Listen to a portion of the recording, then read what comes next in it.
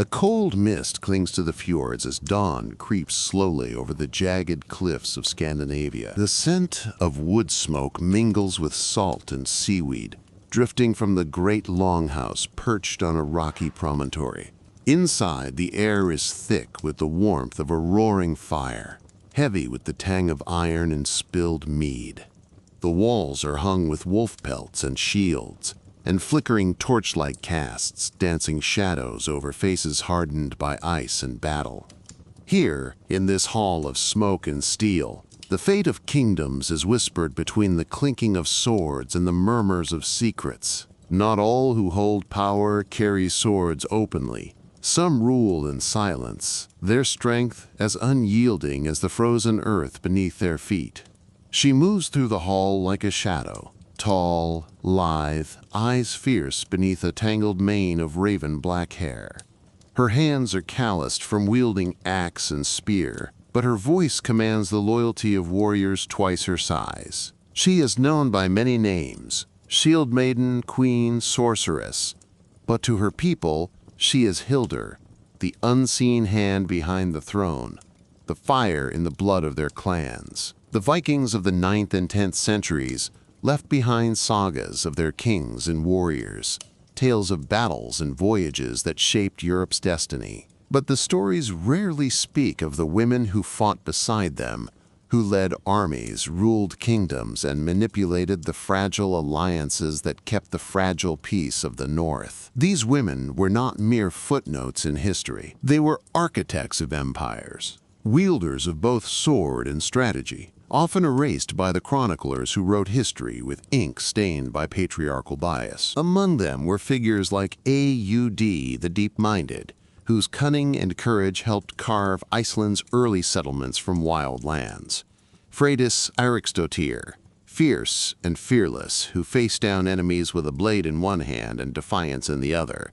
And the enigmatic Gudrid Thorbjarnardóttir, whose journeys spanned continents and whose faith bridged worlds. Tonight, as the fire crackles and the mead flows, the longhouse holds its breath.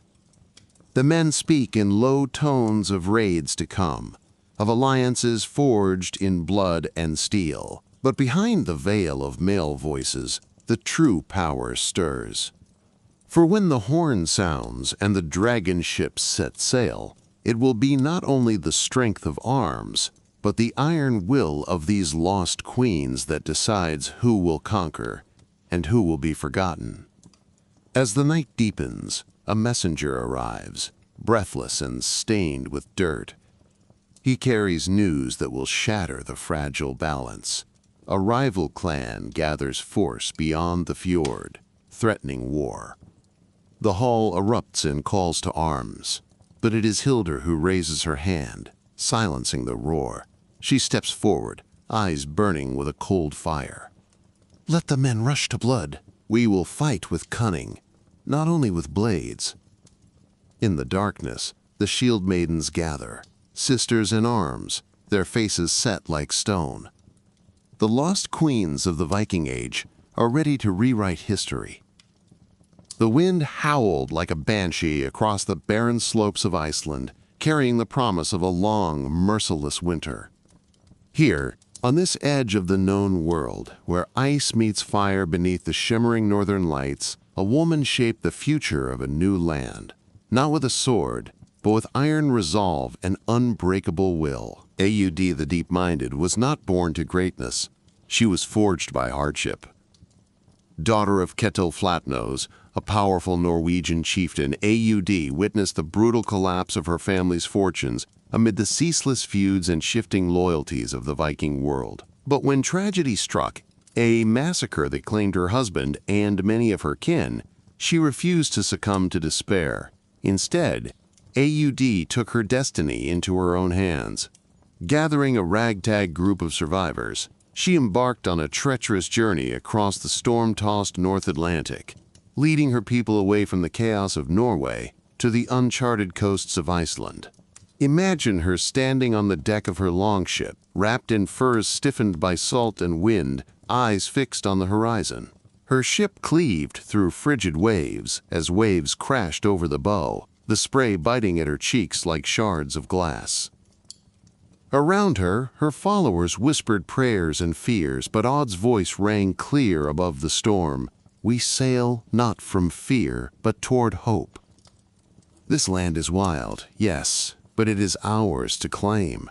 Settling on the rocky shores, AUD laid the foundations of a community that would endure beyond her lifetime. She was a shrewd negotiator, forging alliances with neighboring clans, and a fierce protector, commanding respect through a blend of diplomacy and sheer force of personality. Iceland was not a kingdom built by kings alone. It was Odd's realm as much as any throne. Her legacy is etched in the sagas, but what they fail to reveal are the nights when she sat alone beneath the endless sky, pondering the cost of survival. The homes lost, the friends buried in frozen ground, the children she bore and raised amid peril. AUD was both warrior and mother, ruler and exile, a paradox that defined many Viking women whose stories the centuries tried to silence. But the sagas whisper hints of her deeper power, tales of her foresight, wisdom, and a voice that could still storms and calm restless hearts. In a world ruled by strength, Odd's strength was the ability to endure to steer her people through despair toward a future no one else dared imagine. Her story is the first thread in a tapestry of women who shaped the Viking Age not only by the sword, but by the quiet, relentless power of their will. The biting cold of Greenland's jagged coast cut like knives through the thick furs draped over Freydis Eiríksdóttir's shoulders. Snow swirled in wild gusts, obscuring the horizon where sea met sky in a frozen blur. The world around her was a relentless wasteland, but Freydis stood unyielding, a tempest incarnate in flesh and bone. Daughter of the famed explorer Eric the Red, Freydis inherited more than her father's fiery spirit. She carried a will of iron and a tongue sharper than the harshest winter gale. Her name would become synonymous with courage and brutality, with whispered stories of her fierce defense of her people and ruthless wrath toward enemies. Picture the scene: a ragtag group of settlers struggling against the elements, their supplies dwindling, their morale fracturing beneath the endless gray sky. Tensions run high, and whispers of despair threaten to unravel the fragile bonds holding the community together. Freydis, however, refused to let hopelessness take root. With eyes blazing, she seized a sword from the side of a fallen warrior, her voice ringing through the bleak camp like a clarion call. "We will not die here, forgotten by gods and men. Fight with me or die in the cold." Her defiance rallied the settlers, but it was her fierce temper that struck fear into friend and foe alike. The sagas tell of a moment when Freydis, confronted with rival settlers encroaching on her party's territory, unleashed a storm of violence so brutal that it echoed through the frozen fjords for generations. She was no saint, no gentle ruler. Freydis was fire and ice, protector and destroyer, savior and scourge. Her ambition burned as fiercely as the hearth fires in their mead halls, and her loyalty to her kin was as fierce as the winter storms that battered their ships. Yet beneath the tales of blood and battle lies the undeniable truth of her leadership. Without her fierce spirit, the fragile outposts in the farthest reaches of the Norse world might never have survived. She was a queen not crowned by men, but forged in the crucible of survival.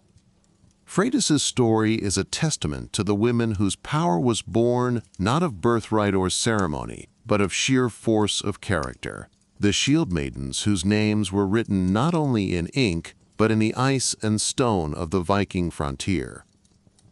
The sea is an endless mirror of silver and shadow beneath the moon's cold gaze. Waves whisper ancient secrets as they lap against the hull of a sturdy gnar, a vessel crafted for journeys that stretch beyond the horizon. On board, stands Guðrúður Þorbjarnardóttir, her gaze fixed far ahead, where the unknown waits in silent promise. Born into the volatile world of Viking Iceland, Guðrúður's life would become a saga of wanderlust, courage, and resilience. She was not content with the boundaries drawn by her birth or the conventions that bound most women to hearth and home. Instead, her spirit yearned for discovery and a fate written on the wind and tides. Imagine her setting sail from Iceland, a young woman stepping into the vast expanse of the North Atlantic, braving treacherous seas with only the stars and the whisper of ancient gods to guide her. Guðrúður would cross into lands where the sun set behind strange mountains and rivers, places known now as Vinland, the first foothold of Europeans in the Americas. But her journey was far from a romantic odyssey. It was marked by hardship, loss, and survival, against odds that would have broken lesser souls. Her first husband, Þorfinnur Karlsefni, a renowned explorer, perished far from home, leaving Guðrúður a widow in a land of strangers.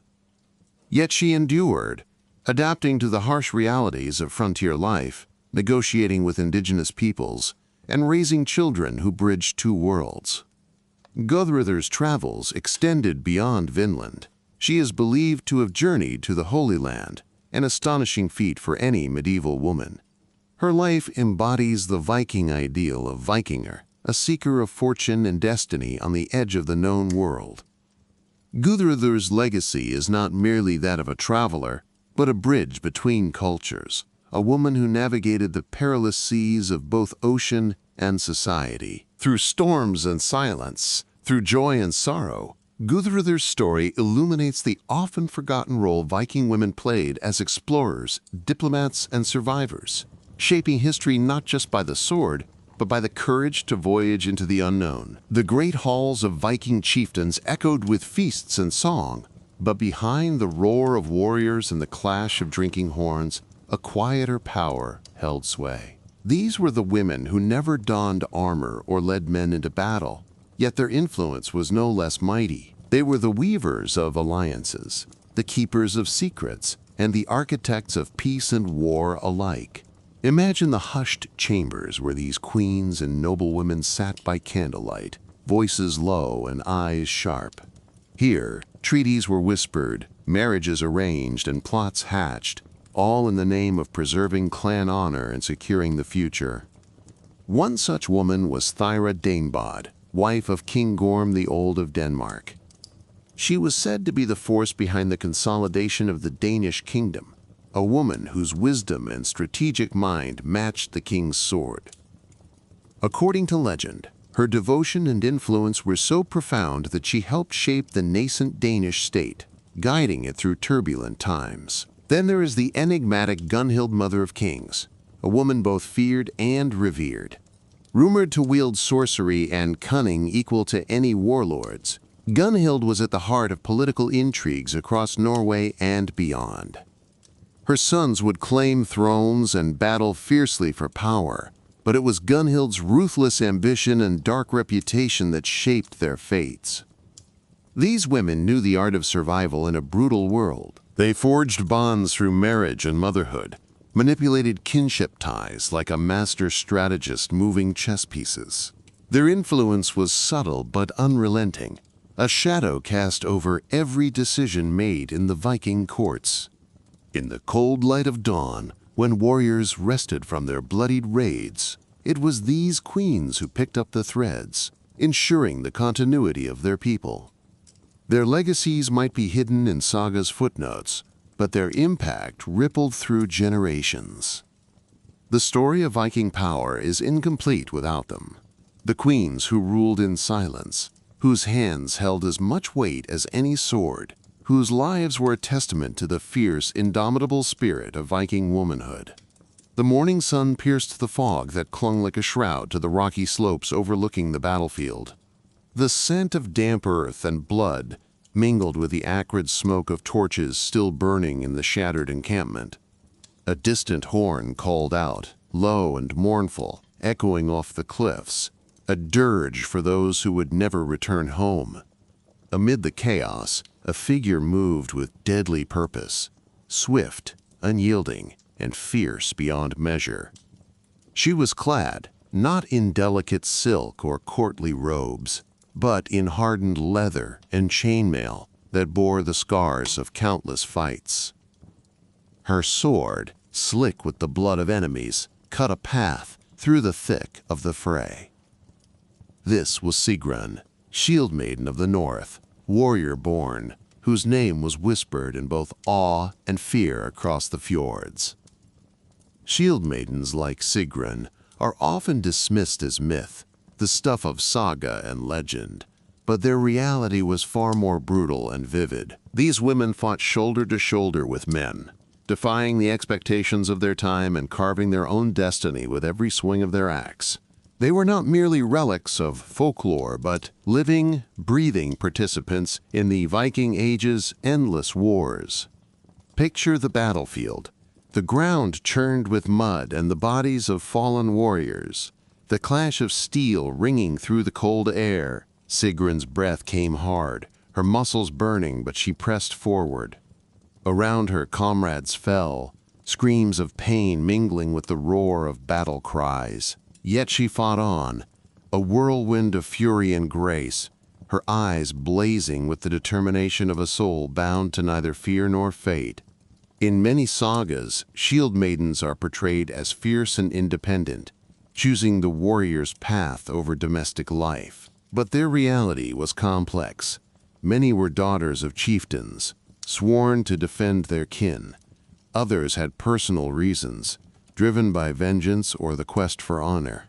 Their presence on the battlefield was both a practical necessity and a powerful symbol.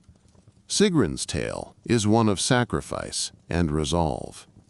She bore the weight of expectations and the scars of wounds that never fully healed. She fought not only for glory, but to protect the fragile threads of peace that her people so desperately sought to maintain between endless feuds. Their armor may have been lighter than men's, their numbers fewer, but the shield maidens' impact was undeniable. To face them was to face death with a cold, unyielding gaze. Their battle cries echoed through the valleys and became the stuff of nightmares for foes who underestimated the power of a woman wielding steel. In the quiet that follows battle, when the sun sets blood red behind the mountains, the shield maidens return to their homes, often lonely, often scarred, bearing stories of survival and loss that would pass into legend, even if their names faded with time. Sigrun's story is but one thread in the rich tapestry of Viking womanhood, a testament to courage that defied conventions and changed the course of history. The halls of Viking strongholds were built for the clash of weapons and the roar of warriors, yet in those same stone and timber walls, battles of a different kind were waged, battles of words, secrets, and shadows. Here, behind embroidered tapestries and polished shields, women wielded a power as formidable as any sword, the power of politics. The Vikings may be remembered for their raids and conquests, but the survival and expansion of their realms depended as much on cunning diplomacy as on battlefield prowess. And it was often the queens and noblewomen who held the keys to these delicate negotiations. One such figure was Svanhildr, wife of a powerful chieftain in Norway, whose marriage was far more than a union of hearts. It was a calculated alliance between rival clans teetering on the edge of war. Svanhildr was not content to be a mere pawn in her husband's ambitions. She was a strategist in her own right. Imagine her seated at a heavy oak table, surrounded by envoys draped in furs and chainmail, her sharp eyes reading their intentions before a word was spoken. Her voice, calm and precise, cut through the tension like a dagger. "Peace is more precious than gold," she declared, "for without it, no kingdom endures." Through marriage treaties, gift exchanges, and whispered agreements behind closed doors, Svanhildr shaped the political landscape of her time. She brokered truces that saved villages from destruction, arranged marriages that bound clans for generations, and manipulated rivalries to her advantage with the subtlety of a master tactician. Her influence extended beyond her husband's reign, as she trained her daughters in the art of diplomacy and power, ensuring that the legacy of female leadership would endure.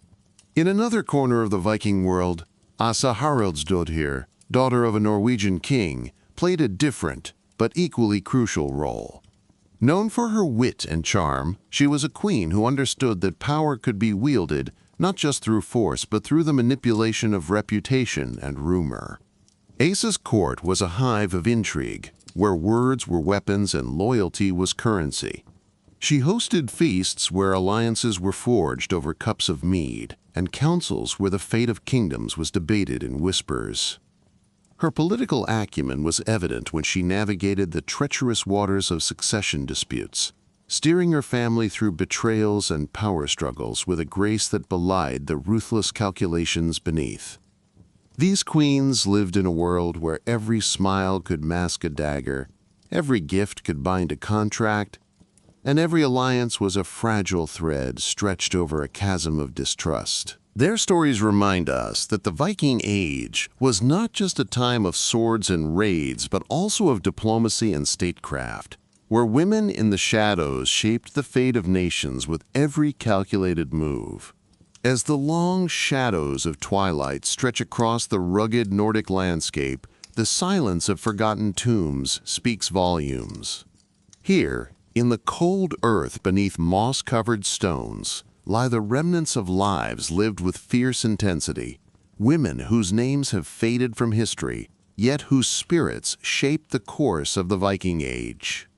The saga scribes chronicled kings and warriors with zeal, but the voices of Viking women, shieldmaidens, queens, explorers, and diplomats were often lost in the margins, their stories whispered in fragments and riddles. In burial mounds across Scandinavia, archaeologists have unearthed grave goods that speak to the status and power of these women. Gleaming swords alongside delicate jewelry, shields paired with combs and keys, remnants of battle gear intertwined with household treasures. These silent witnesses tell a story of women who straddled two worlds, the domestic and the martial, the public and the hidden. One such grave, found in a windswept field in Birka, Sweden, contained the remains of a warrior buried with a sword, arrowheads, and a shield. Initially thought to be a man's burial, modern forensic analysis revealed the warrior was female, challenging centuries of assumptions and opening a window into the realities of Viking society. These discoveries echo the sagas, hints that women like Hervor, who wielded her father's sword on the battlefield, and Lagertha, the legendary shield maiden and wife of Ragnar Lothbrok, were not mere myths, but reflections of real lives marked by courage and defiance. Yet, beyond the battlefield and politics, Viking women bore the weight of continuity, raising the next generation, preserving traditions, and stewarding the lands while their men ventured on raids and voyages. Their resilience was the backbone of Viking society. Consider the quiet moments. A mother weaving wool by firelight, her hands deft and steady. A queen advising her son on matters of governance. A young shield maiden training beneath the cold northern sky, dreaming of glory and honor. Though their voices have been muted by time and bias, the lost queens of the Viking Age endure, in the echoes of ancient songs, in the runes carved deep in stone, and in the fierce, unyielding spirit that defined an era. Their legacy is a testament to power beyond the sword, a power born of endurance, wisdom, and the courage to claim their place in history. The howl of the northern wind cuts through the dense pines, carrying the sharp scent of frost and distant seas. Darkness stretches across the rugged fjords, broken only by the flickering glow of torchlight dancing on wooden walls. The night is alive with whispered stories and secrets passed from mother to daughter. Stories lost to time, buried beneath the roar of battle and the songs of men.